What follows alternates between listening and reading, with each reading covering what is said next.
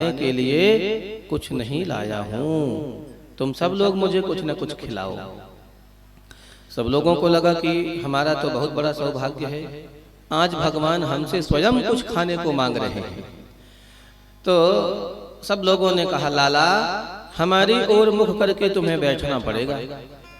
भगवान ने कहा, ठीक है। सब बच्चे गोल गोल वृत्ताकार आसन में बैठ जाते हैं। भगवान सबके बीच बैठ गए और ऐसी लीला की कि सबको लगा कि कन्हैया हमें ही देख रहे हैं। अपने घर से किसी बालक ने पूड़ी, किसी ने पराठा, किसी ने रोटी, किसी ने अन्य व्यंजन, किसी के घर से आम का अचार, किसी के घर का नींबू का अचार, किसी के घर का आंवले का अचार, और हमारे दिलेश्वर भैया के यहाँ से जिमी कांदा का अचार। ये सब लोग दे रहे हैं भगवान को। अब भगवान की बाकी झांकी जरा देखो। मोर मुकुट घुंघराले बाल, मंद मंद चेहरे पे हंसी, क्या चितवन भरी भगवान सुंदर सुंदर मुस्कुरा रहे हैं। एक तरफ कमर में दाहिनी ओर मुरली और बाईं ओर भगवान ने श्रृंगी को बांध रखा है। पूरे उंगलियों में जितने बालकों ने, मित्रों ने जो कुछ भी खाने को दिया था उंगली में फंसा लिया और ऐसे ही बैठ के खा रहे हैं। बच्चों को भी खिला रहे हैं, खुद खा रहे हैं। ब्रह्मा जी ब्रह्मलोक से देख रहे हैं, ये कैसा ब्रह्म है। यदि ये ब्रह्म होता, भगवान होता, तो शांत भाव से बैठ करके पद्मासन लगा करके, भोग लगा करके, पंचग्रास निकाल करके भोजन करता। ये तो जूठा खा रहा है, नाच नाच करके खा रहा है। माने भगवान ने ऐसा नाटक किया, ऐसी लीला की कि ब्रह्मा बाबा भी मोहित हो गए। और ब्रह्मा जी ने परीक्षा लेने के लिए जंगल में जितने गौवें चल रही थीं, बछड़ों के सहित भगवान ने पूरे गैयों को ब्रह्मलोक की गुफा में छिपा दिया। जितने ग्वाल बाल हैं सब लोगों ने इतना भी नहीं जाना कि गैयें सब लुप्त हो गई हैं, अंतर ध्यान हो गई हैं। यहाँ पर भगवान को देखने के लिए ब्रह्मा जी पुनः आते हैं। भगवान ने पुनः नाटक किया, लीला किया, उछल उछल के खा रहे थे। देखिए इसी कथा में मनसुख नाम का एक ब्राह्मण बालक है। अब आप जरा ध्यान से सुनेंगे इस कथा को। मनसुख नाम का ब्राह्मण बालक है, बहुत गरीब घर का बालक है। इसके घर में खाने के लिए कुछ नहीं था, तो इसकी मैया ने 3 दिनों का बासी मट्ठा, छाछ बर्तन में भर करके और दे दिया, बेटा इसको पी लेना, हमारे घर में खाने के लिए आज कुछ नहीं है। मनसुख मन में विचार करता है, 3 दिन का बासी छाछ है, मेरे बाकी के मित्रों ने कुछ न कुछ परमात्मा को भोग लगाया है, हमारे घर में तो कुछ नहीं है, हम काहे से भोग लगावें।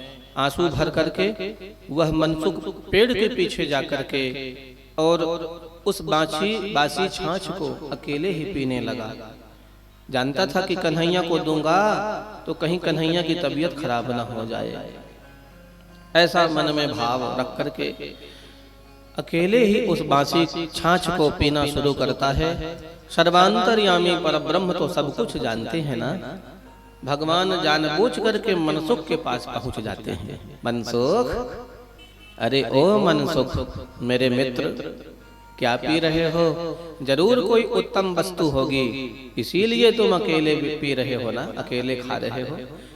मनसुख जानबूझ करके शीघ्रातिशीघ्र उस छाछ को पीने के लिए अंतिम घूंट मुख में भर लिया। आप लोग देखे होंगे, पानी ही सही जब मुख में भर जाता है तो कपोल फूल जाते हैं, गाल फूल गया। क्या पी रहे हो? मनसुख ने कहा, कुछ नहीं है, तू चला जा। भगवान समझ गए कि बहुत उत्तम वस्तु है जो अकेले ही चुप चुप चोरी चोरी पी रहा है। जानबूझ करके भगवान ने दोनों गालों में थप्पड़ लगा दिया ऐसे, और जैसे ही थप्पड़ लगाया तो मुख के भीतर का जो बासी मट्ठा है, छाछ है, वो निकल करके और भगवान के मुख में गिर पड़ता है। भगवान चाट करके पीते हैं कपोल में मुख में जो भी बचा है उसको भी भगवान चाट गए, हृदय से भर लिया मेरे मित्र। इतना उच्च कोटि का प्रसाद आज तक मुझे किसी ने नहीं लगाया। कहने का अभिप्राय यह है कि मनसुख का छाछ नहीं, मनसुख का प्रेम परमात्मा पी रहे हैं। प्रेम का भूखा हूं मैं, प्रेम जगत का सार है, और प्रेम से मुझको भजो तो भव से बेड़ा पार है। इस संसार में प्रेम ही तो जाएगा, और क्या जाएगा, साथ में कुछ जाना है, सब कुछ यहीं रह जाना है। इसलिए हम जो कुछ भी वस्तु चढ़ाते हैं सब परमात्मा का ही है, परंतु जिस दिन हमारे हृदय में ये भाव आ जाए कि हम चढ़ा रहे हैं, भगवान उसे सहज स्वीकार नहीं करेंगे। ये स्वीकार करेंगे, तब स्वीकार करेंगे जब आप कहो कि हे ठाकुर, जो कुछ भी है सब आपका है और हम भी आपके हैं, और हमारे साथ इस वस्तु को भी स्वीकार करो, तब परमात्मा उस वस्तु को स्वीकार करेंगे।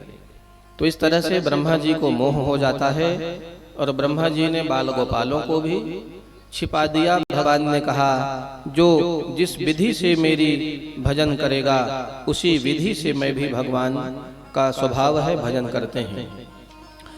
अंत में ब्रह्मा जी ने आकर के 40 श्लोकों में भगवान के श्री चरणों में स्तवन करते हुए क्षमा मांगा।